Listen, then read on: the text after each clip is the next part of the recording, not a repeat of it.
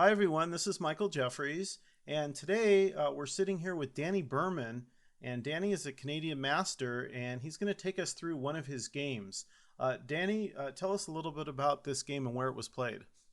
Yeah, hello everybody. Yeah, this game was played in, of all places, a town called Sackville in New Brunswick, Canada. I played this game in 2001, the Canadian Open, and I had a good game, so I want to show it. Okay, sounds good. That's pretty funny. A place called Sackville for a chess tournament. Yeah. Danny was black, and Danny is rated 2205, and his opponent was 1862. And Danny played the French defense. The game began e4, e6, d4, d5, and now white has three main moves, and the variation he chose, Danny, was the exchange variation. Do you get that very often? Actually, I get it about 25% of the time. Okay. And what did you think when he did that? Well, most people trying to play the exchange variation are looking for draws. Okay. So, and is that true? Because I've heard that the exchange variation is drawish. Do you Yeah, find that to yeah, be the it's pretty drawish. Okay. So, pawn takes pawn, and Danny recaptures, and now white plays knight to f3, developing. Danny played bishop to d6, and knight c3 was played next. And now this next move, Danny, you played your knight out, your king's knight, to e7 instead of knight f6. Why? Well, actually, I got this line from the Watson's book, Play the French. And if the knight goes to f3, you have a unique opportunity to play bishop g4 and knight c6 and castle queenside. And you can kind of get a counter attacking posture for black, where black doesn't want to draw. So this is kind of a way to fight back. So that's why I play it. So just to get a pawn storm going on the king side. Okay, so the reason your knight goes to e7 instead of f6 is you don't want to block the f pawn Right. for attacking. Okay, And it goes to f6, g5, h5, g4. I see. That's if he castles kingside. Okay, Now castle queenside. so very good. He played bishop out to d3, just developing a piece. You brought your queen's knight to its normal square, c6. And now he played, is this a normal move, knight to b5 here? Yeah, I'm pretty sure that he never saw this line before. Basically, he's wasting a couple tempos. Knight b4, knight takes bishop, and I'm going to recapture with my queen. And So you don't mind him taking off that bishop looks pretty good on d6. yeah, often this exchange French is mostly a game for knights, so I'm not too worried about losing my bishop. Okay. So after knight b5, you just developed your light square bishop to g4. And let's see, anything about this move?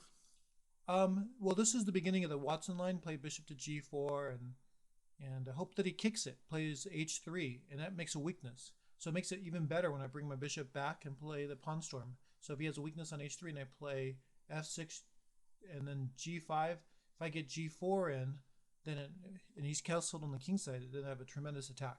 I see. Okay. So he played c3, pawn to c3, and you developed your queen off the back row to d7. And now, well, here you go, h3, attacking your bishop. What'd you do next? Um, I just retreated my bishop. Okay, bishop h5. And now he decided to take your good bishop, which honestly, I don't blame him. Knight takes d6. Right. And of course, you're going to take with your queen, right? You don't Right. want to mess Right. up your pawns.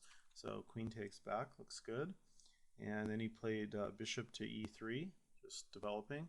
And now triple O. Right. That's Watson's line. Just castle queenside. And hope that he castles kingside. Okay, looks good. And now he went ahead and attacked your bishop. Right. Bishop pawn to g4, attacking the bishop, which you dropped back to g6. Yeah. So now here on g4, my opponent kind of showed his hand. So I know he's not going to castle queenside. And also You mean kingside? kingside exactly. And also he's allowing me to trade off my bad bishop for his good bishop. Right, and it all has to do with because of this pawn here. It's on a light square, and Danny's bishop's on a light square. So technically, even though it's an active bishop, by definition, it's a bad bishop because of your center pawn here. So you don't mind trading that off. Your opponent just developed queen to c2 and getting it off the back row. Now you play queen to f6 here. How come? Well, I was wanting to provoke a weakness. I want the knight to move and kind of embarrass the queen's move.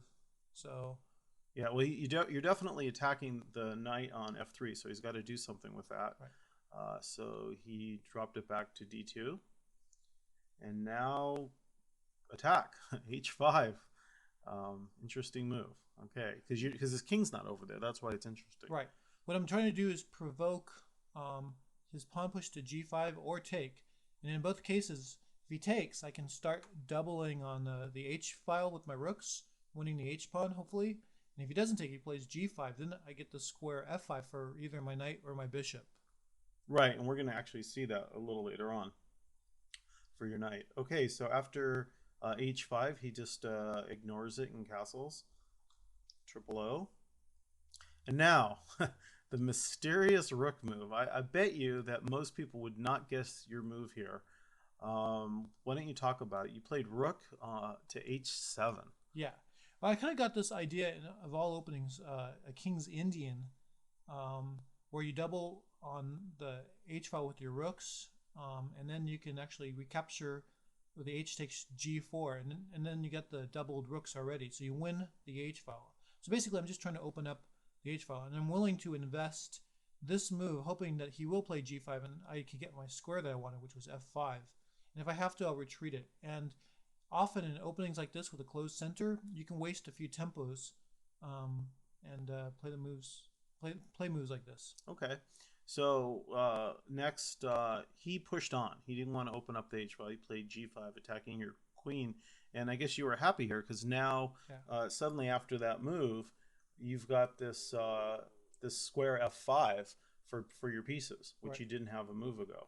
So one other comment on this is he probably could have played g5 a move later. If after doubling my rooks on the h file, if he would have played g5, I would have to unwind by removing both of my rooks off the h file. So maybe it wasn't the best plan for me, but it got results. Okay.